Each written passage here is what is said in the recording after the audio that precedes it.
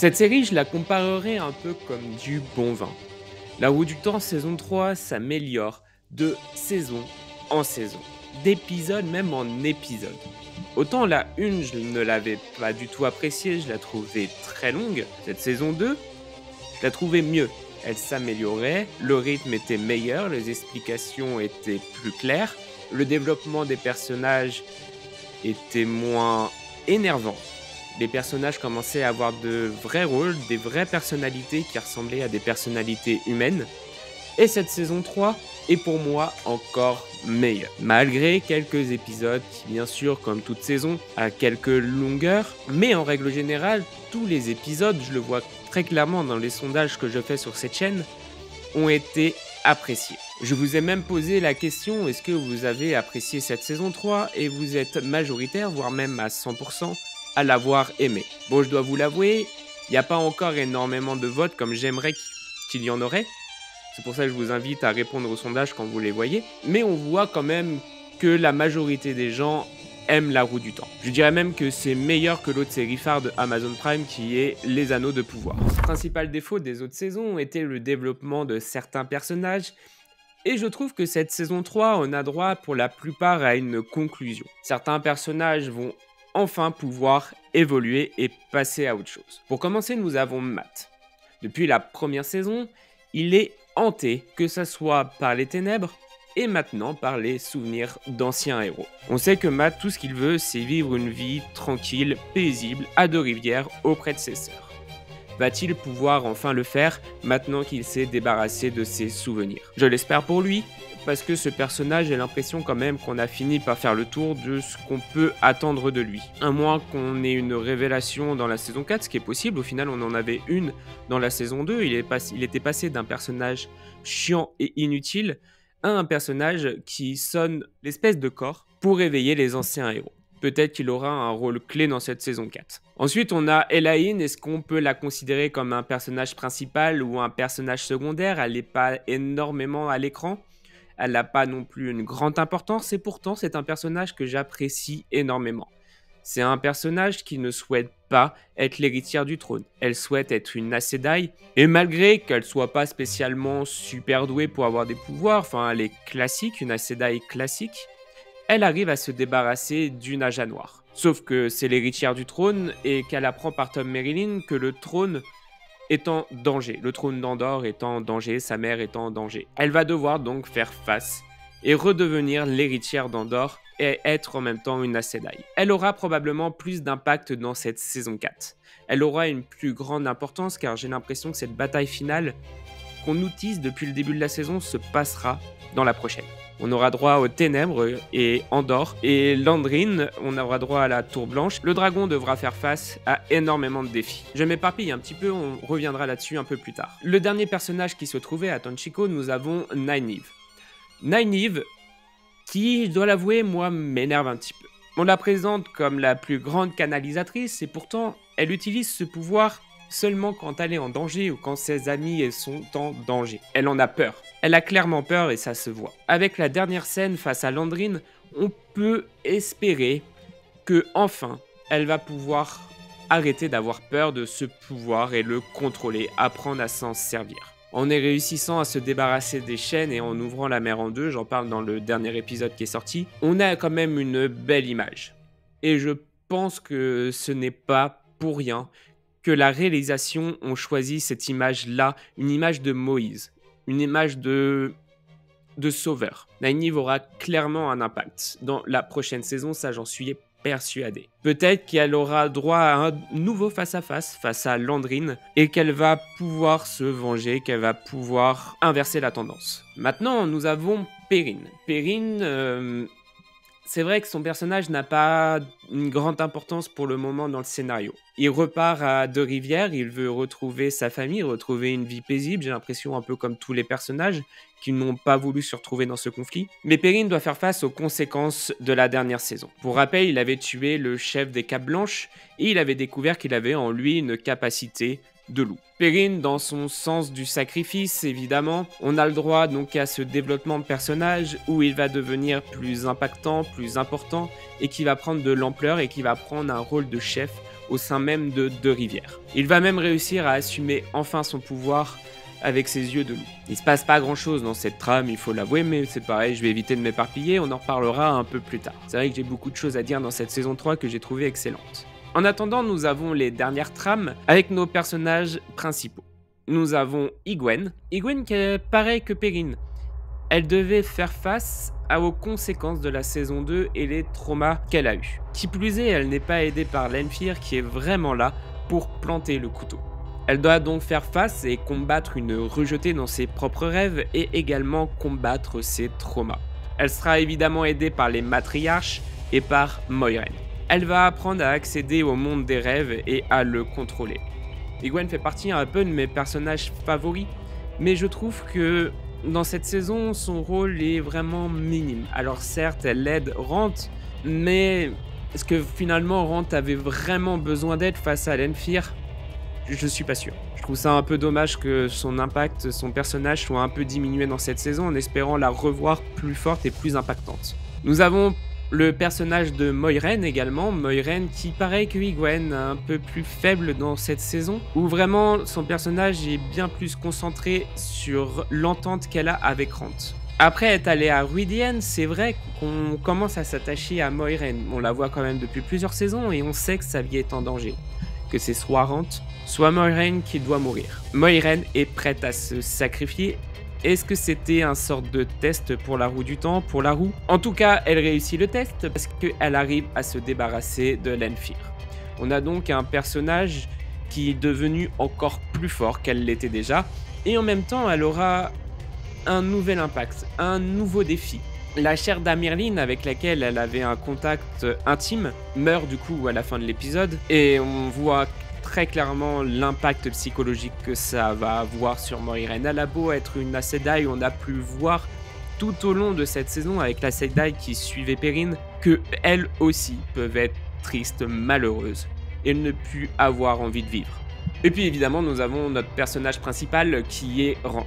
Rant qui assume enfin son pouvoir. Il a passé toute la saison 1 à se demander s'il était dragon, il a passé toute la saison 2 à vouloir se cacher, et maintenant il passe toute cette saison 3 à assumer qui il est et essayer d'allier les Aiel avec lui. D'essayer de construire une petite armée pour faire face aux ténèbres. Malheureusement, je trouve que dans cette saison 3, les personnages secondaires sont un peu laissés à l'oubli.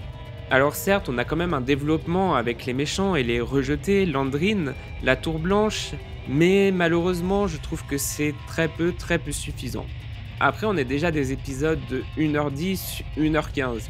Si en plus on leur demandait que les personnages secondaires soient aussi travaillés que les personnages principaux, comme peuvent faire Game of Thrones, on aurait des épisodes bien plus longs. Est-ce qu'au final, ça aurait pas été mieux de pousser cette série sur 10 épisodes ? Ça serait peut-être à réfléchir sur les prochaines saisons. Pour avoir lu les 2 premiers bouquins, c'est vrai que les personnages secondaires ont quand même bien plus d'impact. Bon, après, ils prennent une certaine liberté, et d'un côté, c'est pas plus mal, parce que je peux vous dire que dans le bouquin, il y a quand même des passages, des centaines de pages qui sont vraiment longs, très longs à lire, mais il ne se passe rien. C'est vrai qu'on voit quand même très peu Logier, alors qu'il a un rôle très important dans le livre. On voit très peu Mine, qui pourtant pourrait avoir un rôle important avec ses visions qui ne sont absolument pas mises en avant. Et c'est dommage. On a Lan aussi qui, mine de rien, avait un impact, avait quelque chose, un développement dans les 2 premières saisons qui est complètement laissé à l'abandon dans la saison 3. On en entend très peu parler. Il apparaît de temps en temps pour nous rappeler qu'il est là, mais c'est tout. On a même certains rejetés qui pourtant vont être importants dans cette saison 4. Rant va devoir faire face à eux, en sachant que Moghedien aussi n'a aucun scrupule à tuer des rejetés, Lanfear également. Et c'est dommage que ces personnages ne soient pas développés parce qu'on ressent pas assez la menace que Rant a sur ses épaules avec les rejetés. Mettre quelques minutes de plus sur chaque épisode pour bien nous les présenter, bien représenter leur pouvoir, aurait eu plus d'impact sur la peur. À mon avis, ils vont le faire surtout dans cette saison 4 parce que ça va vraiment être les ennemis principaux de Rant. Mais bon, cette série, comme je vous l'ai dit, il y a des qualités, des défauts, et une des qualités à laquelle on ne peut pas leur reprocher, c'est la qualité photographique. Les images sont belles, n'importe quelle capture d'écran qu'on puisse faire Vous pouvez le voir dans cet épisode, même dans les épisodes d'avant, en critique de la série. Tanchico est une ville pirate qui est très belle à regarder, où il se passe quand même toute une trame là-bas. Même le passage en bateau dans la mer, il y a à certains moments, la mise en couleur, la mise en lumière, il y a quelque chose qui se dégage. Une très bonne réalisation en général. Même le désert des Aïels, on sent que c'est un vrai désert. Et au final, ils peuvent pas faire grand-chose, c'est un désert, mais ils arrivent quand même à nous faire ressentir à quel point il est immense, à quel point il est grand et à quel point il est vide et il n'y a rien. Les images arruidiennes aussi, on n'en parle pas assez.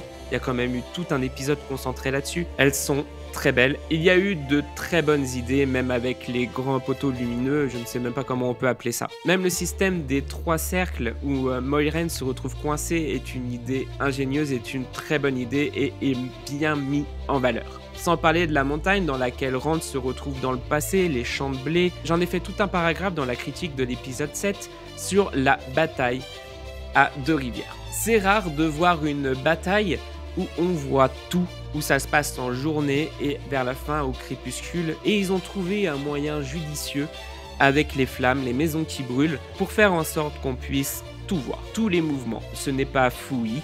Les moments où ils se tapent dessus n'ont pas des plans serrés qui s'enlèvent. C'est bien fait, les chorégraphies sont suffisamment bien pour qu'on sent l'oppression, pour qu'on sent qu'il y a un vrai, véritable danger sur nos personnages qui sont toujours surpris par une attaque par derrière, par une attaque par devant, sur les côtés. Et le dernier lieu où se trouvent les trames est la Tour Blanche, un lieu un peu plus classique, c'est vrai, on la voit depuis 2 saisons, mais elle reste largement correcte, et on l'a pu le voir dans le premier épisode, et la bataille à la Tour Blanche de Landrine contre les Aes Sedai était bien faite également, les effets spéciaux sont corrects, enfin bref, c'est une série qui pour moi à ce niveau-là, niveau visuel, est digne d'une très très bonne série, et digne, je dirais pas non plus au niveau de Game of Thrones, mais je pense qu'on n'en est pas si loin que ça non plus. Il y a vraiment un travail visuel qui est fait. En même temps, c'est une série de fantasy et c'est quand même la base dans une série de fantasy. La plupart des trames n'ont pas de réel impact dans cette saison, comme la bataille de Manetheren qui n'a pas de réel impact pour le moment. Le changement de dirigeant à la Tour Blanche et la mort de la chair d'Amirline n'a pas d'impact pour le moment. Le fait que Landrine ait récupéré les 2 bracelets et le collier et qu'elle s'est probablement alliée à Moghedien n'a pas d'impact sur notre trame principale qui, je vous le rappelle, errante en tant que dragon face aux ténèbres, mais ils auront tous un impact important dans la saison 4. Ça, je peux vous le confirmer. En effet, Deux-Rivières a été attaqué pour attirer le dragon, énerver le dragon et le faire sortir du désert des Aïels, le mettre à découvert. Donc comment va réagir Rant en sachant que Perrine s'est sacrifié? On ne sait pas encore s'il va mourir. Je ne pense pas qu'il va mourir, mais ça va forcément avoir un impact quand même important sur le personnage également. On a la trame à la Tour Blanche, le fait que la chair d'Amirline a changé, que c'est maintenant Elaïda, une personne qui est assoiffée de pouvoir et qui voulait être contre Rand, qui voulait enfermer Rand. Le dragon va se retrouver avec un nouvel ennemi à combattre. Encore un, il avait déjà les rejetés, il avait déjà les ténèbres, et maintenant il se retrouve avec les Aes Sedai contre lui officiellement. Il va y avoir forcément de la rébellion au sein même de la Tour Blanche, mais ils vont pas faire ça pour rien, ça aura forcément un impact. Ça aura déjà un impact sur Moiraine qui a du coup perdu sa conjointe. Elle va être détruite. À voir ce que ça va donner face à Rant, elle sera peut-être moins présente pour lui. Et la dernière trame que l'on suivait, c'était la trame à Tanchico avec les 2 bracelets, Landrine, Moghedien. Mais maintenant que Landrine a les 2 bracelets, le collier et qu'elle s'est alliée, quel impact ça va avoir? Qu'est-ce qu'ils vont faire pour récupérer Rant, pour le capturer? Parce que le projet de Landrine est de devenir une rejetée. Le projet de Moghedien est d'obtenir le pouvoir. En aucun cas, c'est Rant. Rant n'est que l'objet pour obtenir ce qu'ils veulent. Landrine veut capturer, voire même tuer Rant pour prouver qu'elle peut devenir une rejetée. Moghedien a besoin de Rant pour manipuler les rejetés et obtenir plus de pouvoir. En tout cas, le dragon se retrouve avec un nouvel ennemi, encore une fois. Cette saison 4 va avoir vraiment une sorte de bataille ultime, comme on nous le tease depuis le début de la saison 3. Une saison 3 qui se construit comme la 1 et la 2. La saison 1 n'avait pas spécialement de conclusion, et la conclusion, nous l'avons eue dans la saison 2, et j'ai l'impression que ça va être le même schéma. Cette saison 3, nous n'avons pas de conclusion, mais on l'aura dans la saison 4. Enfin, je l'espère. Histoire qu'ils poussent pas le truc suffisamment longtemps, en sachant qu'il y a quand même 16 bouquins, donc ils ont encore de la marge pour faire plusieurs saisons. Ces 8 épisodes sont pour moi excellents et s'améliorent, comme je le disais dans l'introduction, comme le bon vin. Chaque épisode a son importance, chaque épisode a un impact sur le prochain épisode, sur nos personnages, et toutes les scènes ont leur importance. Il n'y a pas une scène qu'on pourrait supprimer du scénario. Et toi, qu'as-tu pensé de cette saison 3 ? Je t'invite à mettre en commentaire si j'ai oublié quelque chose ou si tu veux donner tout simplement ton avis sur cette saison. Et si toi aussi tu es impatient de voir cette saison 4 sortir, qui ne sortira que dans 1 an, voire 2 ans peut-être au plus tôt. N'oubliez pas de liker la vidéo et de vous abonner et je vous dis ciao.